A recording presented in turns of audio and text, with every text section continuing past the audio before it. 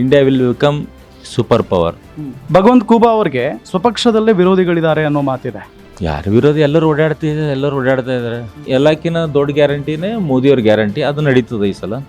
ನಮ್ಮ ಬೀದರ್ ಲೋಕಸಭಾ ಜನ ಕೂಡ ನಿರ್ಧಾರ ಮಾಡ್ತಾರಂತ ನಮ್ಮ ನಂಬಿಕೆ ಇದೆ. ವೀಕ್ಷಕರೇ, ನನ್ನ ಜೊತೆಗೆ ಈಗ ಶೈಲೇಂದ್ರ ಬೆಲ್ದಾಳೆ ಅವರಿದ್ದಾರೆ. ಬೀದರ್ ದಕ್ಷಿಣ ಇನ್ನು ವಿಧಾನಸಭಾ ಕ್ಷೇತ್ರದ ಶಾಸಕರು ಇವರು. ಅವರನ್ನೇ ನಾನು ಮಾತನಾಡಿಸ್ತೀನಿ. ಸರ್ ನಮಸ್ಕಾರ. ನಮಸ್ಕಾರ. ಹೇಗಿದ್ದೀರಿ ಸರ್? ನಿಮ್ಮ ಆಶೀರ್ವಾದದಿಂದ ಚೆನ್ನಾಗಿದ್ದೀನಿ ಸರ್. ಜನರ ಆಶೀರ್ವಾದ ಸಿಗ್ತಾ ಇದೆಯಾ ಸರ್ ಈ ಸಾರಿ ಎಲೆಕ್ಷನ್ನಲ್ಲಿ? ಸಿಗ್ತಾ ಇದೆ. ನನಗೆ ಹೇಗೆ ಆಶೀರ್ವಾದ ಮಾಡಿದ್ದಾರೆ, ಭಗವಂತ ಖೂಬಾರಿಗೆ ಕೂಡ 3ನೇ ಬಾರಿ ಜನರು ಆಶೀರ್ವಾದ ಮಾಡ್ತಾರಂತ ನಮ್ಮ ಪೂರ್ಣ ನಂಬಿಕೆ ಇದೆ. ಮತ್ತು ಹೆಚ್ಚಿನ ಒಂದು ಮತದಾನದಿಂದ ಭಗವಂತ ಖೂಬಾರ್ ಗೆಲ್ತಾರೆ ಅಂತ ಆತ್ಮವಿಶ್ವಾಸ ಕೂಡ ಇದೆ. ಯಾಕಂದ್ರೆ ಜನರ ನಾರಿ ಮಿಡಿತ ಮೋದಿಯವರಲ್ಲಿ ಮತ್ತು ಸಾಕಷ್ಟು ಭಾವನೆಗಳು ಈ ಎಲೆಕ್ಷನ್ದಲ್ಲಿ ಕೂಡಿದೆ. ಎಲ್ಲ ಜನ ದೇಶ ಸುರಕ್ಷಿತ ಆಗಿರಬೇಕು, ದೇಶ ಇನ್ನಿಷ್ಟು ಸುಭದ್ರ ಆಗಿರ್ಬೇಕು. ಮೋದಿಯವರು ನಮ್ಮ ದೇಶಕ್ಕೆ ಅನಿವಾರ್ಯರ. ಅವರು 3ನೇ ಬಾರಿ ಗೆದ್ದು ಪ್ರಧಾನಮಂತ್ರಿ ಆದರೆ ನಾವು ವರ್ಲ್ಡ್ ಲೆವೆಲಲ್ಲಿ ಇನ್ನಿಷ್ಟು ನಮ್ಮ ದೇಶ ಸ್ಟ್ರಾಂಗ್ ಆಗ್ಬೋದು. ಈಗ ನಾವು ಎಕಾನಮಿಕಲ್ 5ನೇ ಸ್ಥಾನದಲ್ಲಿದ್ದೆ, ಮತ್ತೆ ಒಂದು 3ನೇ ಸ್ಥಾನ 2047ವರೆಗೆ 1ನೇ ಸ್ಥಾನ ಹೋಗ್ತೀವಿ ನಾವು. Our India will become super power. Sir, ಈಗ ಬೀದರ್ ಲೋಕಸಭಾ ಕ್ಷೇತ್ರದಲ್ಲಿ ಒಬ್ಬ ಅನುಭವಿ ವರ್ಸಸ್ ಅನಾನುಭವಿ ಅನ್ನೋ ರೀತಿಯಾಗಿದೆ. ಇದು ಎಲ್ಲೊಂದು ಕಡೆ ಭಗವಂತ್ ಖೂಬಾ ಅವ್ರಿಗೆ ಪ್ಲಸ್ ಆಗಬಹುದಾ? ಅನುಭವ ಇದೆ. ಇವರಿಗೆ 2 ಸಲ ಗೆದ್ದಿದ್ದಾರೆ. ಕೇಂದ್ರ ಸಚಿವರ ಕೆಲಸ ಮಾಡಿದ್ದಾರೆ, ನಾಲೆಜ್ ಇದೆ, ಅಭಿವೃದ್ಧಿ ಕೆಲಸ ಕೂಡ ಮಾಡ್ತಾ ಇದ್ದಾರೆ. ಇನ್ನೆಷ್ಟು ಮಾಡೋ ಹಂಬಲ್ ಇದೆ. ಅದಕ್ಕೆ ಅವರು ಮೊದಲನೇ ಕಾಂಗ್ರೆಸ್ ಅಭ್ಯರ್ಥಿ ನಿಂತಾರೆ. ಜನ ತೀರ್ಮಾನ ಮಾಡ್ತಾರೆ. ಜನ ಏನೀಗ ಹೆಂಗೂ ಮೋದಿಯವರು ಪ್ರಧಾನಮಂತ್ರಿ ಆಗ್ತಾರಂತ ಆಲ್ಮೋಸ್ಟ್ ಆಲ್ ಡಿಸೈಡೆಡ್ ಇಡೀ ದೇಶ.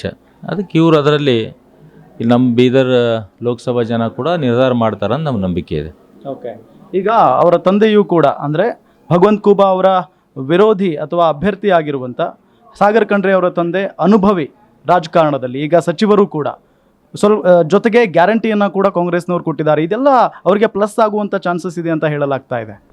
ನಾವು ಕಳೆದ ವಿಧಾನಸಭೆದಲ್ಲಿ ಕೂಡ ಲಾಸ್ಟ್ ಕಳೆದ 5 ದಿನ ಗ್ಯಾರಂಟಿ ಎಫೆಕ್ಟ್ ಆಗಿದೆ. ನಿಮ್ಮನ್ನು ಗೊತ್ತು, ಎಲ್ಲಿ ಅವರು 135 ಸೀಟ್ ಒಮ್ಮೆ ಗೆದ್ದರು. ಗ್ಯಾರಂಟಿದು ಎಫೆಕ್ಟ್ ಅವಾಗ ಆಗಿದೆ. ನಮ್ಮ ಜಿಲ್ಲೆಯಲ್ಲಿ ಆಗಿಲ್ಲ. ಅವಾಗ ನಾವು 4 ಜನ ಗೆದ್ದಿದ್ದೀವಿ. ನಮ್ಮಲ್ಲಿ ಆಗ ಗ್ಯಾರಂಟಿ ಮೋದಿಯವ್ರದ್ದು ಮತ್ತು ಯಡಿಯೂರಪ್ಪ ಸಾಹೇಬ್ರ ಗ್ಯಾರಂಟಿ ನಡೆದಿದೆ ಅವಾಗ.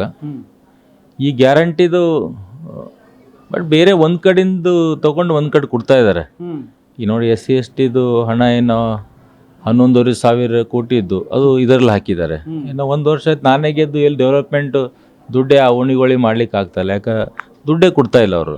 ಅದಕ್ಕೆ ಸಾಕಷ್ಟು ನ್ಯೂನತೆಗಳು ಗ್ಯಾರಂಟಿ ಕಾರ್ಡ್ ಅದನ್ನು ತೋರಿಸ್ತಾ ಇದ್ದಾರೆ. ಅದು ಮಹಿಳೆಯರ ಮೇಲೆ ಇರಲಿ, ಸಾಮಾನ್ಯ ಜನರ ಮೇಲೆ ಅದು ಎಷ್ಟು ಎಫೆಕ್ಟ್ ಆಗ್ತದೋ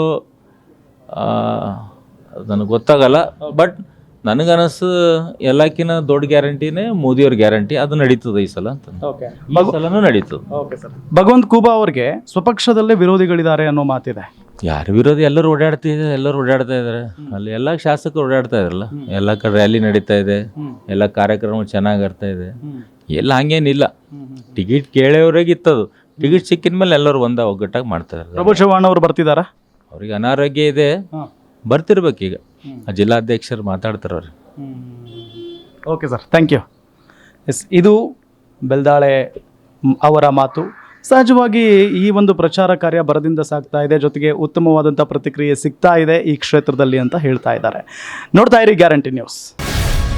ಗ್ಯಾರಂಟಿ ನ್ಯೂಸ್, ಸುದ್ದಿ ಖಚಿತ, ನ್ಯಾಯ ನಿಶ್ಚಿತ.